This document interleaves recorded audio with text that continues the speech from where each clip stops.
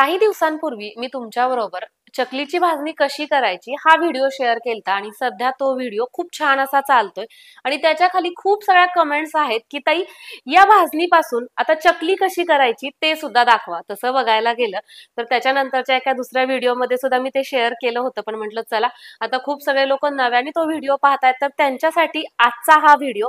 आज आपण पाहणार आहोत तयार भाजणीपासून चकली कशी करायची।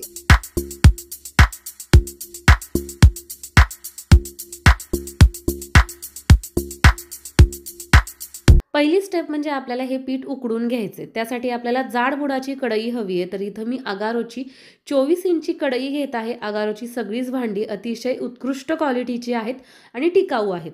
तर काय करायचंय, गॅसवरती कढई ठेवलेली आहे, त्यामध्ये आपण 2.5 कप पाणी ओतून घेणार आहोत। 2.5 कप पाणी घेतले तर त्याच्यासाठी आपल्याला 4 कप हे पीठ घ्यायचंय। पीठ घेताना अशा पद्धतीनं भरायचंय, खूप जास्त दाबून भरायचं नाही। पाण्याला उकळी येते तोपर्यंत आपल्याला हे पीठ असं बाउलमध्ये काढून ठेवायचंय।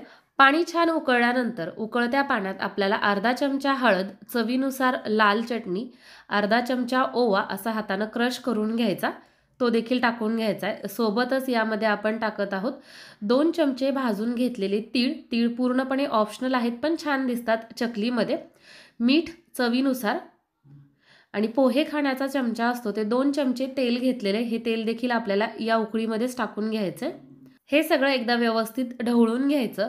आता परत एकदा याला छान अशी खळखळून उकळी आली पाहिजे। अशा पद्धतीची उकळी आल्यानंतर आपल्याला हे सगळं पीठ एकत्रितरित्या या उकळीमध्ये टाकून घ्यायचंय आणि व्यवस्थित असं हलवायचंय। आता हे पीठ सगळं एकजीव होत नाही, फक्त आपल्याला हे एकत्रित करण्याचा प्रयत्न करायचा आहे आणि त्याच्यानंतर आपल्याला आता गॅस बंद करून हे पीठ 10 मिनिटांसाठी झाकून ठेवायचं आहे। 10 मिनिट झालेले आहेत आणि तुम्ही वरती झाकणाला बघू शकता कशा पद्धतीचं पाणी आलेलं आहे। आता यावेळेस आपल्याला काय करायचं आहे, एका मोठ्या परातीमध्ये ही सगळी उकड काढून घ्यायची आणि हे खूप जास्त गरम असतं, तर त्याच्यामुळे सुरुवातीला आपण ग्लासाने अशा पद्धतीनं याच्या ज्या गाठी आहेत त्या फोडून घ्यायच्यात आणि नंतर थोडंसं सोमट झालं ना की मग आपण ते हाताने मळू शकतो। आता मी इथं एका साईडला पाणी थोडंसं कोमट होण्यासाठी ठेवलेलं आहे, त्याचं कारण पुढं गेल्यानंतर तुम्हाला मी सांगते।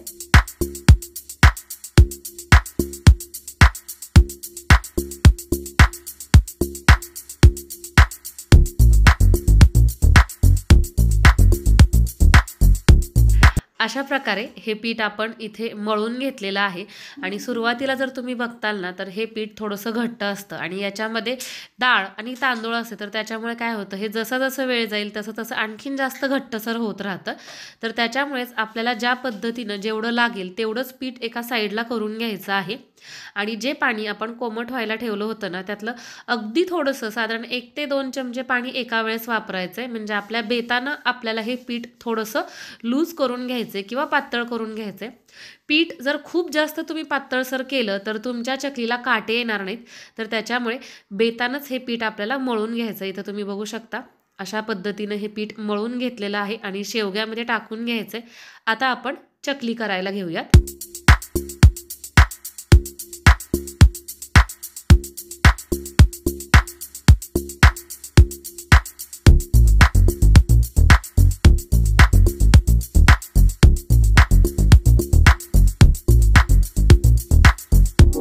चकली तळत असताना तेलाचं टेम्परेचर हे खूप जास्त महत्त्वाचं आहे। आपल्याला सुरुवातीला तेल चांगलंच गरम करून घ्यायचं असतं, पण ज्या वेळेस आपण चकली तेलामध्ये सोडतो त्यावेळेस गॅसचा फ्लेम एकदम लो करायचा आणि लो फ्लेमवरती आपल्याला ही चकली पूर्णपणे तळून घ्यायची असते। अशा पद्धतीनं ज्यावेळेस आपण चकली तळतो त्यावेळेस आपली चकली ही खुसखुशीत आणि कुरकुरीत होते, सोबतच आतून पोकळ सुद्धा होते।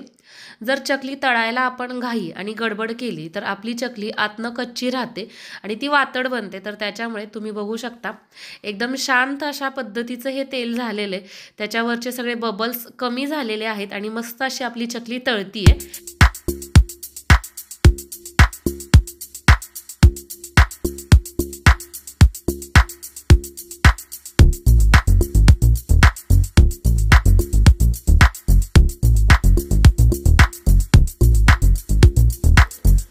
चकलीची पहिली बॅच तयार झालेली आहे आणि याचा रंग तुम्ही बघू शकता, अतिशय सॉफ्ट अशा पद्धतीचा आलेला आहे. खूप जास्तही डार्क रंग आलेला नाहीये, तरीही आतमधनं पूर्णपणे तळली गेलेली आहे. तुमची चकली जर व्यवस्थित अशी साधावी असं तुम्हाला वाटत असेल ना, तर तुम्हाला तळताना याला पुरेसा वेळ द्यावा लागतो. नाहीतर मग काय होईल, भाजणी किती जरी चांगली असली आणि तळताना जर तुम्ही घाई आणि गडबड केली तर तुमची चकली ही वातडच होणार.